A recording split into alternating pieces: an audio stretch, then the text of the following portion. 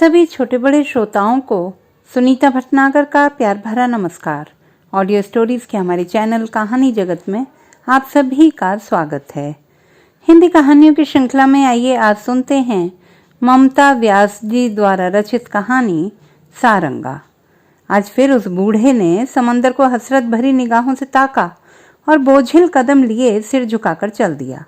न जाने कितने बरसों से वो इसी तरह समंदर किनारे आता है और बिना कुछ कहे सुने लौट जाता है। आती जाती लहरें उस पर हंसती हैं और वो उन्हें दुख से देखता है। उस बूढ़े के हुलिये से लगता है जैसे वो 400 साल का हो गया हो और न जाने कितने बरसों से वो यूं ही भटकता है। समंदर किनारे ना उसे मौत आती है न चैन।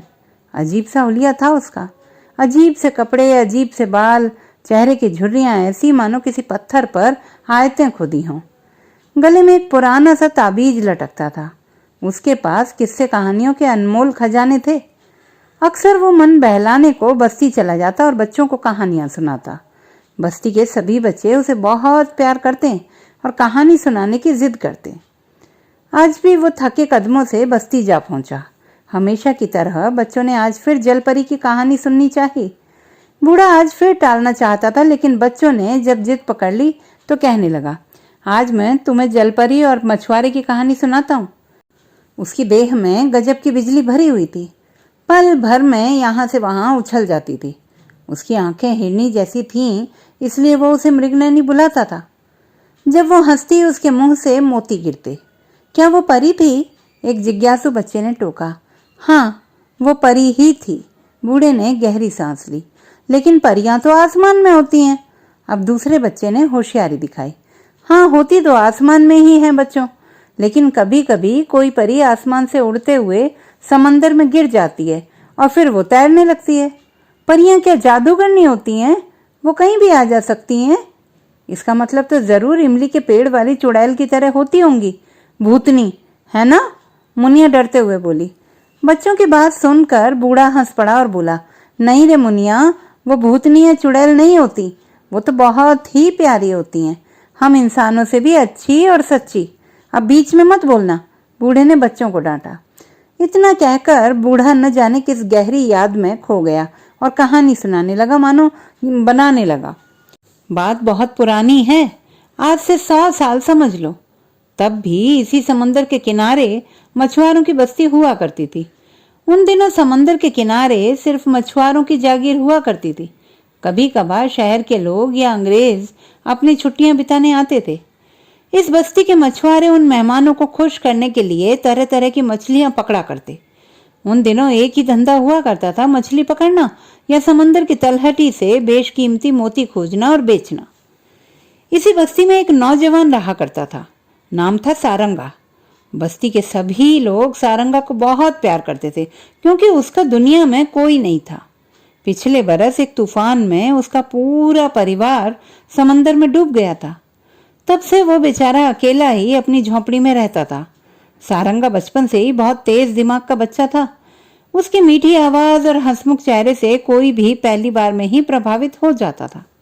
अपनी जिज्ञासु और सीखने की प्रवृत्ति के चलते उसने बुजुर्ग मछुआरों से जाल फेंकना और मछली पकड़ने का हुनर कम समय में ही सीख लिया था।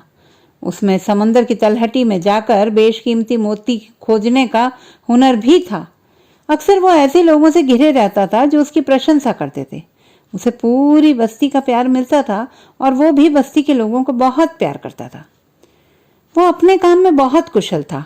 सारी बस्ती उसकी कुशलता का लोहा मानती थी। वो जब समंदर में जाल फेंकता था तो कभी भी जाल खाली नहीं आता था। समंदर में जाल डालकर सारंगी की धुन छेड़ देना और दूसरी दुनिया में खो जाना उसकी अनोखी अदा थी। सारंगी की धुन सुनकर समंदर की मछलियां मंत्रमुग्ध सी किनारे पर आ जाती और उसके जाल में फंस जाती थी। थोड़ी देर बाद वो सारंगी बजाना बंद करता और गर्व से मुस्कुराते हुए अपना जाल समेटता और चलता बनता। अन्य मछुआरे सारा दिन किनारे पे जाल बिछाए बैठे रहते, लेकिन एक भी मछली उनके जाल में नहीं आती थी। उसकी इस जीत पे सभी बस्ती के मछुआरे मन ही मन जला करते थे, लेकिन पीठ पीछे उसके हुनर की तारीफ भी किया करते थे। सारंगी वादक मछुआरा सिर्फ संगीत का जानकार ही नहीं था, उसमें और भी कई सारे हुनर थे। जिनकी वजह से बस्ती के अन्य मछुआरों में वह सर्वश्रेष्ठ था। समंदर किनारे आने वाले विदेशी पर्यटकों से उसने कई सारी भाषाएं सीखी थी। उसे किस्से कहानियां याद थे और जब वो कोई कहानी या किस्सा सुनाता तो लोग उसकी आवाज और अंदाज के दीवाने हो जाते।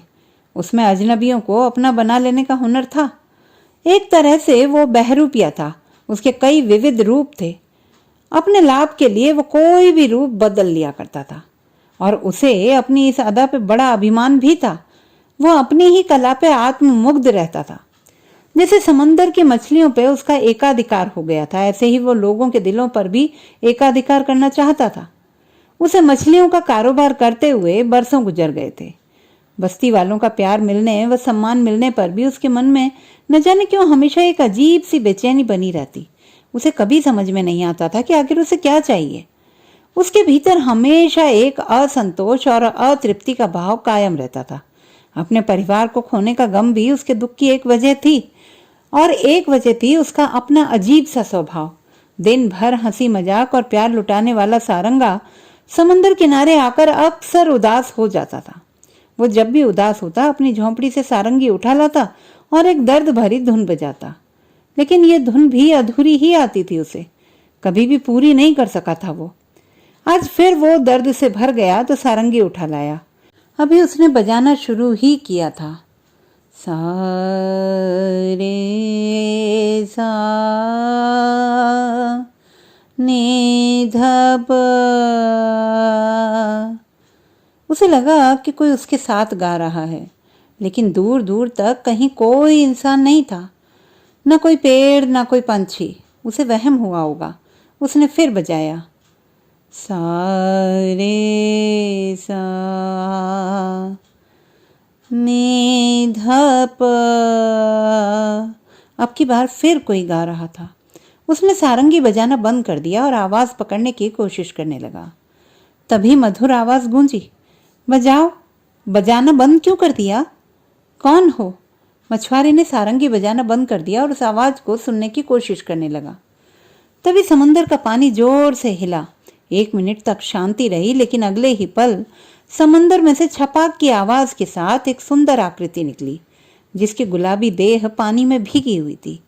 उसके लंबे सुनहरे बाल पानी में दूर तक तैर रहे थे और उसकी 2 नीली गहरी आंखें थीं और गाल गुलाबी, जिन्हें देखकर लगता था कि गुलाबी धरती पे 2 नीले समंदर उगे हों, और खूबसूरत 2 बाहें जिनके सहारे वो तैर रही थी।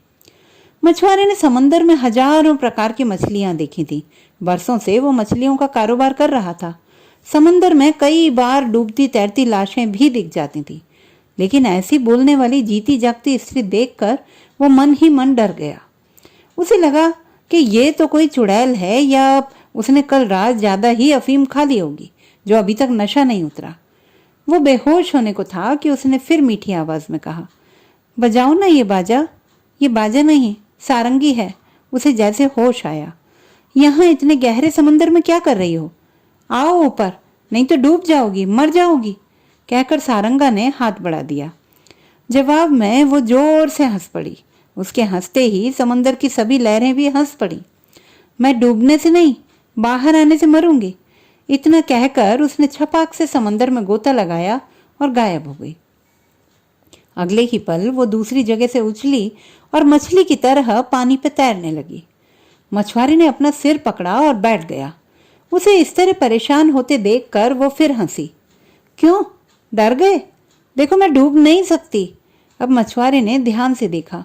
वो चंचल खूबसूरत स्त्री की देह आदि मछली की तरह बनी थी। ओ, ये क्या भला है? डायन, जादूगरनी या कुछ और? उसका सर चकराया। डरो नहीं, मैं जल परी हूँ, समंदर में रहती हूँ। तुम्हारी मीठी धुनें सुनकर हजारों मछलियां सम्मोहित होकर तुम्हारे पास आती हैं। मैं कभी नहीं आई, लेकिन आज तुमने जो दर्द भरी धुन बजाई तो मैं खुद को रोक नहीं पाई। न जाने इस धुन में कैसा आकर्षण था, मुझे ऐसा लगा कि ये तुम मेरे ही लिए बजा रहे हो। क्या तुम उसे पूरा बजाओगे मेरे लिए? उसने मनोहार की। हाँ जरूर। मछुआरे ने सारंगी उठाई और बजाने लगा। सा नी धा नी धा पा। बस, मुझे इससे आगे नहीं आती, ये अधूरी है बरसों से। मैं इसे अधूरी ही बजाता हूँ। इसे मैंने कब सीखा ये भी नहीं पता। जरा फिर से तो बजाओ। सा नी ध नी ध प। मछुआरा उदास हो गया। म ग रे ग म प म रे सा म रे सा। लो, ये पूरी हो गई जल परी चहकी। अरे ये तो कमाल हो गया, ये तुमने कब सीखी? वो हैरान और बहुत खुश था। पता नहीं, बस आती है। ये भी आधी ही आती थी मुझे। आज जब तुम्हें बजाते सुना तो इसे पूरा करने चली आई। तुम तो बहुत मीठा गाती हो और गाते हुए कितना सुंदर दिखती हो। मछुआरे की आंखें उसके चेहरे पर गड़ गईं। मैं तुम्हें मृगनयनी पुकारूं? हाँ, और मैं तुम्हें क्या पुकारूं? जलपरी ने सवाल किया। सारंगा, मछुआरे ने जवाब दिया। सारंगी बजाते हो इसलिए ये नाम रख दिया? नहीं, सारंगी बजाने वाले को सारंगिया कहते हैं। मेरा नाम सारंगा है, मछुआरे ने ज्ञान दिया। ओह, फिर तुम्हारे नाम का क्या मतलब है? बस्ती के लोग कहते हैं कि मैं एक छोटी सी नाव में बहता हुआ कहीं से आ गया था। फिर किसी मछुआरे के परिवार ने मुझे पाला। सारंगा मतलब छोटी सी नाव, इसीलिए मेरा नाम सारंगा है।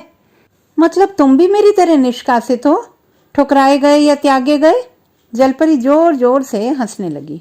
अजीब हो तुम, दुख की रोने की हर बात पर तुम जोर जोर से हंसती हो। तुम्हें कभी कोई दुख नहीं सताता? सताता है ना, लेकिन मेरी खतरनाक हंसी सुनकर भाग जाता है। इस बात पर दोनों हंसने लगे। मैं तुम्हें सारंगा नहीं, अनपढ़ मछुआरा पुकारूंगी। क्यों बताओ? सारंगा ने बुरा सा मुंह बनाया। आज नहीं, अगली बार। अब मुझे जाना होगा। जलपरी जाने लगी। सुनो, कब आओगी? जल्दी ही, विदा अब। आज मछुआरा मछली पकड़ना ही भूल गया। उस जलपरी की बातों में न जाने क्या जादू था। उसका सारा दुख दर्द ही दूर हो गया था। आज वो बहुत खुश था। उसे इस वीरान टापू पे पहली बार कोई साथी मिला था जो उसकी बात समझ सकता था, सुन सका था। उसकी बरसों की अधूरी पड़ी धुन आज पूर्ण हो गई थी। आज उसे अजीब सा सुकून मिला, जैसे कोई बरसों की आस आज पूरी हुई थी। वो जलपरी के ख्यालों में खो गया, सोचने लगा, पहली मुलाकात में इतनी बातें मैंने आज तक किसी से नहीं की थी। वो दोनों अब रोज मिलने लगे। उन दोनों की बातें बड़ी अजीब किस्म की होती थी। न प्रेम, न देह, न ज्ञान, न विज्ञान। बस वो दोनों एक दूजे के साथ बहते थे अपनी कल्पनाओं की लहरों पर। उनकी बातों में हजारों किस्से होते थे, कहानियां होती थी, और उन्हीं बातों के बीच वो अपने मन के एहसास भी घोल देते थे। दोनों नहीं जानते थे कि उनका क्या रिश्ता था, लेकिन वो बस मिलते थे। दोनों एक दूजे से मिलकर खुद को खोजते, कभी खुद को खो देते। दोनों बहुत खुश थे। जलपरी का दुनिया में कोई नहीं था। वो समंदर को ही अपना सब कुछ मानती थी, उन्हें ही बाबा पुकारती थी। आज उसने अपने दिल का हाल समंदर बाबा से कह दिया।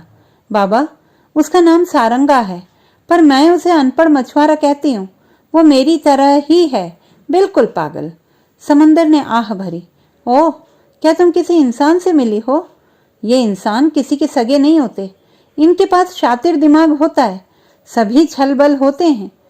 ये अपनी जिंदगी में जब बहुत दुखी होते हैं ना, तो नदी, पहाड़, समंदर से पनाह लेते हैं, और जब इनका मन भर जाता है तो वापस चले जाते हैं। ये अपने दुखों की, अवसादों की, अपराध बोध की गठरी छोड़ जाते हैं, फिर कभी पलट कर भी नहीं देखते। समंदर आज फिक्रमंद था। बाबा, आप नहीं समझते, वो मेरी बोली समझता है। मेरी तरह उसकी आवाज है। वो हंसता भी मेरी तरह है और रोता भी मुझ जैसा ही है। वो जब बात करता है तो बिल्कुल मेरी तरह लगता है। उसे कोई बात पूरी नहीं बतानी होती। वो आधी अधूरी बात को भी, यानी मेरे कहने से पहले ही समझ लेता है। बाबा, जब वो उदास होता है और किसी बात पर रोता है तो उसकी आंखों से बिल्कुल मेरी तरह आंसू आते हैं। वो मेरे बिन कहे मेरी उदासियों को भांप लेता है। उसे मेरी तरह संगीत की समझ है। उसे मेरी आवाज मीठी लगती है, जबकि यहाँ इस बेजुबान साथियों के बीच रह रहकर मैंने अपनी आवाज, हंसी, मुस्कान सब खो दी थी। उस अनपढ़ मछुआरे ने मेरी इन खोई हुई चीजों से मेरी पहचान करवाई है। अब तक इनका कोई मोल नहीं था बाबा। ये बुद्धू ऑक्टोपस, ये आलसी मगरमच्छ, ये गूंगे बहरे घोंगे और सीपियां कभी मेरे किसी गीत को सुनकर मुग्ध नहीं होते।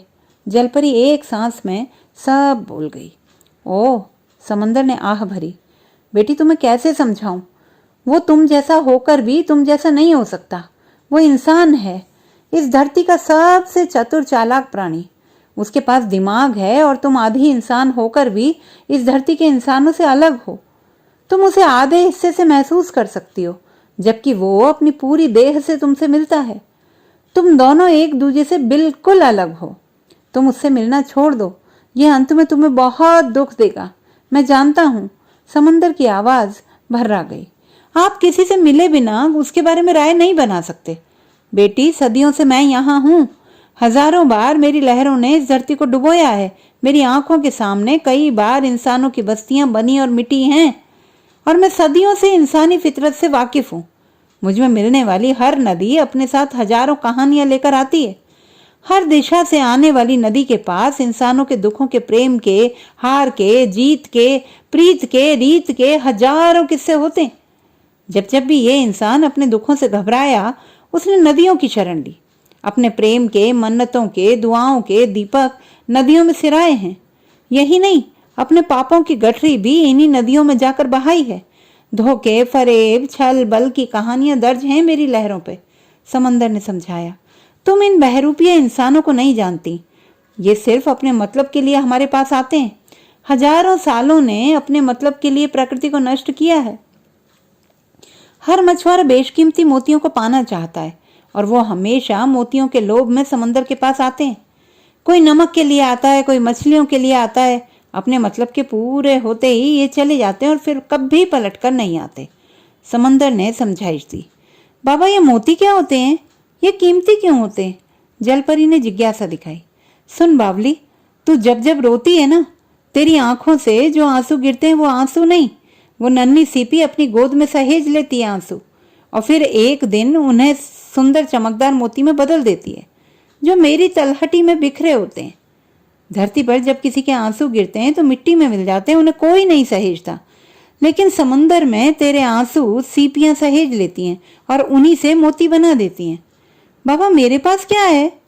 कुछ भी तो नहीं। मुझसे उसका क्या स्वार्थ हो सकता है? मैं कोई मछली नहीं जिसे वो जाल में फंसा कर ले जाए और बेच दे, या मैं कोई नायाब मोती हूं जिसे वो उठाकर ले जाएगा। वो मुझसे प्रेम करता है बाबा। मैंने उसकी आंखों में सच्चाई देखी और बातों में गहराई। वो सिर्फ मुझसे मिलने समुद्र किनारे आता है। जलपरी रो पड़ी। तुम बहुत भोली हो। वो अपनी उदासी, अपना अकेलापन और अपना अवसाद दूर करने के लिए तुम्हारे पास आता है। तुम्हारी भोली हंसी और प्रेम उसे कुछ पल का सुकून देते हैं। तुमसे वो समंदर के किस्से सुनता है और उन्हें बस्ती में जाकर सुनाता है। तुम उसे अनोखी लगती हो और वो तुम्हारे रहस्य को जान लेना चाहता है, ताकि वो एक दिन बस्ती को बता सके कि उसने जलपरी का रहस्य जान लिया, ताकि उसे सम्मान मिले, दौलत मिले, शोहरत मिले। बाबा, ये दौलत, शोहरत, सम्मान क्या बहुत बड़ी चीज होते हैं? प्रेम से भी बड़ी चीज। मन का कोई मोल नहीं, मन कोई नहीं समझता। जलपरी लगभग रो पड़ी। समंदर जोर से हंस पड़ा। अरे पागल, ये इंसान अपना पूरा जीवन धन, दौलत और शोहरत के पीछे भागते हुए ही बिता देते हैं। इनका हर काम, हर बात, हर विचार दौलत, शोहरत और स्वार्थ से जुड़ी होती है। हाँ, ये बात अलग है कि वो अपने स्वार्थ, लोभ, लालच और जरूरत को हमेशा प्रेम और दोस्ती जैसे पवित्र नाम देते हैं। वास्तव में ये इंसान कभी किसी से प्रेम नहीं करते। और फिर ये तो मछुआरों की बस्ती है। मछलियों को पकड़ते हैं, बेच देते हैं और शहरी लोगों से मोटी रकम लेते हैं। जो समंदर इन्हें आश्रय देता है, पनाह देता है, हमेशा से लालन पालन करता है, ये उससे ही दगा करते हैं। ये समंदर की संपदा की चोरी करते हैं और परदेशियों को बेच देते हैं। ये किसी के सगे नहीं है। समंदर ने अपनी अनुभवी आंखों को बंद किया और चुप हो गया। जलपरी को समझ नहीं आता था कि वो अपने समंदर बाबा की बात माने या सारंगा की। उसे तो कभी दोनों सही लगते, कभी दोनों गलत। कभी उसे लगता दोनों में से कोई भी उसे नहीं समझता। वो सिर्फ इतना जानती थी कि उसे उस अनपढ़ मछुआरे के पास चैन मिलता था, खुशी मिलती थी और वो उसे अच्छा लगता था, बस। वो अनपढ़ मछुआरा उसके बारे में क्या सोचता है, उसे इस बात से कोई लेना देना नहीं था। अब जब भी सारंगा उसे मन ही मन पुकारता, जलपरी सारे तूफान भंवर पार करके किनारे पहुंच जाती। सारंगा भी पागलों की तरह उसका इंतजार करता। जरा देर होने पर शिकायत करता और जल्दी ही रूठ कर मान भी जाता। वो घंटों बातें करते रहते। हर किसी बात पे पागलों की तरह हंसते रहते। जलपरी बड़ी देर तक हंसती रही उस दिन, हर किसी बात पर। तुम ऐसे ही हंसती रहा करो, तुम हंसती हो तो मुझे बहुत अच्छा लगता है। सारंगा, एक बात कहूं, बहुत ही सच्ची और पवित्र बात। हाँ बोलो। सारंगा, मैं एक शापित परी हूं, यहाँ इतने बड़े समंदर की कैद में हूं, लेकिन मैं फिर भी हंसती हूं। लेकिन सोचती हूं कभी जब तुम चले गए और लौट कर ना आए तो मैं क्या करूंगी। मेरे लिए तुम्हारा चला जाना मेरे जीवन का सबसे असहनीय दुख होगा। मुझे कभी छोड़कर मत जाना, कहकर वो रो पड़ी। अच्छा, इतना प्रेम करती हो मुझसे? क्या ये प्रेम है? मैं नहीं जानती। और किसी दिन मैं सच में नहीं आया तो क्या करोगी? समंदर से बाहर आकर तुम्हें खोजूंगी और नहीं मिले तो किनारे पर ही जान दे दूंगी। जवाब में सारंगा जोर से हंसने लगा। हा हा, बड़ी अजीब हो तुम, आसमान की शहजादी, समंदर की राजकुमारी जिसके पास सब कुछ है, सौंदर्य, मीठी आवाज, समंदर की अतुल्य संपदा, फिर भी अकेली। तुम्हें पता नहीं, तुम्हारे समंदर का एक एक मोती बेशकीमती है। हर रंगीन पत्थर एक एक मोती की तलाश में गोताखोर जिंदगी बिता देते हैं, मछुआरे ने समझाया। ओह, ये पत्थर कीमती हैं। क्या तुम जानते हो ये मोती कैसे बनते हैं? जलपरी ने आह भरी। नहीं, काश मुझे इन्हें बनाने का कोई तरीका पता होता तो मैं बस्ती का सबसे धनवान मछुआरा होता, उसने मजाक किया। तुम्हें पसंद है ये पत्थर? अब से जब भी मैं आऊंगी तुम्हारे लिए हरे मोती ले आऊंगी, नहीं दिखोगे तो किनारे रख जाऊंगी। सच, तुम बहुत प्यारी दोस्त हो मेरी। जवाब में जलपरी मुस्काई। और तुम हो मेरे अनपढ़ मछुआरे। जलपरी हंसी। तुम मुझे अनपढ़ मछुआरा क्यों कहती हो? तुम नहीं जानती, इस पूरी बस्ती में मैं अकेला ही सबसे पढ़ा लिखा हूँ। मैंने न जाने कितने देशों की किताबें पढ़ी हैं, यहाँ आने वाले पर्यटकों से उनकी भाषाएं सीखी हैं। मुझे संगीत की बहुत समझ है, मछलियों को पकड़ने का हुनर है, और मैं बस्ती का सबसे कम उम्र का सबसे होनहार मछुआरा हूँ। ये बस्ती हर साल मुझे सम्मान भी देती है, और तुम मुझे अनपढ़ मछुआरा कहकर मेरी हंसी उड़ाती हो। तुम जलती हो मुझसे, मेरे हुनर से, है ना? जवाब में जलपरी फिर बड़ी जोर से हंसी थी। वो जितनी बार हंसती उसके मुंह से कई सारे मोती गिरते, जिन्हें मछुआरा हैरानी से देख रहा था। जलपरी बोली, अरे मछुआरे, मेरे लिए तुम्हारा किताबी ज्ञान या हुनर कोई मायने नहीं रखता, और न ही तुम्हारी व्यापारिक समझ का मेरे लिए महत्व है। मैं तो तुम्हें अनपढ़ इसलिए कहती हूँ क्योंकि बरसों से समंदर और तुम्हारा गहरा नाता है। तुम बरसों से मछलियों का कारोबार कर रहे हो, कांटा फेंकने में तुम्हारी कोई सानी नहीं, अपने हुनर में उस्ताद हो। मछलियां तुम्हारे जाल में खुद ब खुद फंस जाती हैं, लेकिन तुमने कभी समंदर पे लिखी इबारत नहीं पढ़ी। सदियों से समंदर ने अपनी पीड़ाएं लहरों पे लिखी हैं, उन्हें नहीं पढ़ सके तुमने सिर्फ मोती देखे, उनकी चमक देखी, उनका व्यापार किया। वो मोती कैसे बने, क्या पीड़ा है सीप की, कितनी प्यासी है वो, कितनी बेबस है यार मछली। समंदर खुद कितना अकेला है, समंदर के भीतर क्या है, तुम जान सके हो?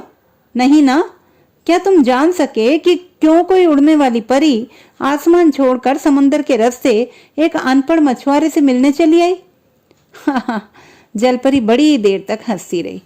मछुआरा उसकी गहरी और रहस्यमयी बातें सुनकर हैरान था। आज उसे सच में पहली बार खुद के अनपढ़ होने का एहसास हुआ था। उसने जाल उठाया और बिना कुछ बोले बस्ती चला गया। उस दिन के बाद उसे कभी चैन की नींद नहीं आई। कौन है ये जलपरी? किस ग्रह से आई है? क्या ये सिर्फ मुझसे मिलने ही आसमान से आई है? इसके पास जाने से मुझे सुकून क्यों मिलता है? हजारों सवाल उसे कचोटते रहे और वह उनसे भागता रहा। समय बीतता रहा। जलपरी रोज आती और एक हरा मोती साथ में लाती। एक दिन उसने कहा, ये मोती संभाल कर रखना, मैं रहूं या ना रहूं, ये हमेशा तुम्हारे पास रहेंगे। इन्हें तुम मेरी दुआ, मेरा प्रेम, मेरी दोस्ती, मेरे खत या मेरी याद, कुछ भी नाम दे सकते हो। तुम बस इन्हें संभालते जाओ। कहाँ से लाती हो इतने मोती, और क्या करूंगा मैं इनका? मुझे नहीं चाहिए ये सब। मैं बस तुम्हें देखना चाहता हूँ, पूरी तरह से छूना भी चाहता हूँ। इन मोतियों से और तुम्हारी बातों से अब जी नहीं बहलता। सारंगा आज प्रेम से भरा हुआ था। सारंगा, हम जलपरियां समुद्र में ही सांस लेती हैं। बाहर आने पर मेरा मरना निश्चित है, और तुम समंदर के भीतर एक पल भी नहीं जी सकोगे। हम कभी नहीं मिल सकते, लेकिन इसका ये मतलब तो नहीं कि हम प्रेम करना छोड़ दें। मैं जब तक जीवित हूं मैं यूं ही तुमसे मिलने आती रहूंगी। तुम भी आओगे ना हमेशा? बोलो सारंगा, बोलो तो सही कुछ। जलपरी का गला रुंध गया। उस दिन फिर से सारंगा बिना कुछ कहे चला गया। कई दिनों तक सारंगा उस समंदर किनारे नहीं आया। जलपरी बिना नागा किए रोज वहां आती रही और हरे मोती रखती रही। सारंगा उसे छिप छिप कर देखता और मन ही मन उसके इंतजार पर खुश होता। उसके उदास और निराश होकर चले जाने के बाद सारंगा किनारे रखे वो हरे मोती उठाकर चूमता और अपने खीसे में डाल लेता। उसने जानबूझकर जलपरी से मिलना बंद कर दिया था। अब वो जलपरी के जादू से खुद को बचा लेना चाहता था। उधर इंतजार, दर्द, विरह और नाउमीदी ने जलपरी को तोड़ दिया था। उसकी देह में अब पहले की तरह ऊर्जा नहीं रही थी। वो अब एक पल में भी यहाँ से वहां उछलती नहीं थी। उसने अपनी आवाज फिर से खो दी थी। उसकी हंसी और मुस्कान सब खत्म हो गया था। अब वो दिन भर चुप रहती। सारंगा अब कभी लौटेगा, इस बारे में अब उसने सोचना भी छोड़ दिया था। लेकिन रोज किनारे पर जाकर हरे मोती रखना वो नहीं भूली थी। समय गुजरता गया। जलपरी देखती रही कि अब सारंगा दूसरे किनारों पर मछली पकड़ता रहता है। शाम तक जाल डालकर सारंगी बजाता रहता है, लेकिन जलपरी के पास नहीं आता। जलपरी उसके इस अजीब से व्यवहार का कोई कारण नहीं समझ पाई। उसकी सारंगी की धुन को वो दूर से ही सुनती थी और पीड़ा से भर जाती थी। चुपचाप हरे मोती किनारे पर रखती और चली जाती। अब वो बहुत दुखी रहती थी। अपने समंदर बाबा से भी उसने बात करना बंद कर दिया था। इस बीच सारंगा ने कई अलौकिक धुनें रची। वो अपनी इस रचना पर मंत्रमुग्ध था। वह आसपास की सभी मछलियों को अपनी धुनें सुनाता और खुश होता। वो दूर से उसे खामोशी से देखती रहती। एक दिन जब सारंगा दूसरे किनारे पर जाल डालकर बैठा था तो जलपरी खुद को रोक नहीं सकी और उसके पास चली गई और दुखी स्वर में बोली, क्या हुआ है तुम्हें सारंगा? तुम मुझसे पहले की तरह बात क्यों नहीं करते? मुझ तक आते भी नहीं। क्या हुआ तुम्हें? जलपरी रो पड़ी। देखो, आज एक बात समझ लो, तुम इस तरह मेरा इंतजार मत किया करो। हम मछुआरे हैं, कभी एक जगह नहीं टिकते। मछलियों के व्यापार में हमें दूर दूर जाना ही होता है। हाँ, ये बात सच है कि कभी किसी वक्त मुझे भी तुमसे बात करना अच्छा लगता था और मैं सब कुछ भुलाकर तुम्हारे पास घंटों बैठा रहता था। लेकिन अब समय बदल गया है, परिस्थितियां बदल गई हैं। तुम्हारे पास आने के बाद मैं सब कुछ भूल जाता था, अपनी बस्ती, अपना कारोबार, सब कुछ। बस एक तुम याद थी और ये सारंगी। लेकिन जिंदगी तुम दोनों से नहीं चलती, समझी तुम? तो जिंदगी कैसे चलती है सारंगा? तुम क्या जानो? न तुम्हें रोटी कमाने की फिक्र होती है, न रहने के लिए घर बनाने की या अन्य किसी चीजों की। लेकिन हम इंसान हैं, हमारी जरूरतें अलग हैं तुमसे। मैं एक गरीब मछुआरा हूँ, तुम्हारी तरह कहीं का राजकुमार नहीं। चली जाओ यहाँ से, दोबारा कभी मत आना। तुम्हारी प्रेम भरी बातों से, आत्मीयता से मेरे जीवन में खुशियां नहीं आ सकती। उल्टा तुम्हारा इस तरह इंतजार करना मुझे दुख देता है। मुझे अकेला छोड़ दो। मछुआरे ने जलपरी को अपमानित करते हुए कहा। मैं फिर भी तुम्हारा इंतजार करूंगी, जब मन हो आ जाना। जलपरी चली गई। सारंगा फिर कभी नहीं लौटा। आज जलपरी बहुत उदास थी। न जाने कितने दिनों से उसने अपने बाबा से भी बात नहीं की थी। आज उनके पास चली तो आई, पर बोलने के लिए कुछ नहीं सूझ रहा था। बड़ी हिम्मत जुटाकर बोली, बाबा, आप मुझसे बहुत नाराज हैं ना? मैंने आपकी कोई बात नहीं मानी। मैंने आपके लाख मना करने पर भी उस अनपढ़ मछुआरे से मिलना नहीं छोड़ा। अब तो वो ही मुझे छोड़ गया। बाबा, अब आप नाराज ना रहो। जलपरी रो पड़ी। बेटी, उसे तो एक दिन जाना ही था, इसमें दुख की बात नहीं है। मुझे तो इस बात का दुख है कि तुमने अभी भी उस किनारे पर जाना नहीं छोड़ा है ना? समंदर की आवाज में दुख था। पता है बाबा, जब मैं बरसों पहले आसमान से शापित होकर धरती पर गिरी थी ना, तब आपने ही मुझे मरने से बचाया था। मेरे टूटे पंखों को सिलकर मेरी एक पूंछ बनाई ताकि मैं समंदर में तैर सकूं। बाबा, मुझे मेरे माता पिता की कभी याद नहीं आई। जिस दिन उन्होंने मुझे ठुकराया, मैंने उसी दिन उन्हें भुला दिया। याद है बाबा, मैं तब भी कितना हंसती थी ना। फिर समंदर के इन अजनबी साथियों के साथ में मैंने कोई शिकायत कभी नहीं की थी, जबकि ये समंदर मेरे लिए कैद से ज्यादा कुछ नहीं था। आपने मुझे इस कैद में सुरक्षित तो रखा, लेकिन बाबा, मेरे जैसा कोई दूसरा साथी यहाँ नहीं था। मैंने अपनी आवाज खो दी, हंसी और मुस्कान भी। मैं भी इन बेजुबानों के संग बेजुबान हो गई थी, पत्थरों के संग पत्थर सी। लेकिन फिर भी मैं दुखी नहीं थी। आधी परी और आधी मछली बन जाने के शाप की पीड़ा और फिर इस कैद के दुख के बाद भी मैंने जीना सीख लिया था बाबा। लेकिन उस अनपढ़ मछुआरे को खोने का दुख इन सब दुखों से बड़ा क्यों लगता है बाबा? इस एक दुख ने मुझे क्यों तोड़ दिया बाबा? उसे तो एक दिन जाना ही था, उसका तुम्हारा कोई मेल ही नहीं था, वो तुम जैसा नहीं था। अब देर से ही सही, लेकिन तुम ये बात समझ लो तो बेहतर होगा, कहकर समंदर ने उसे गले लगा लिया।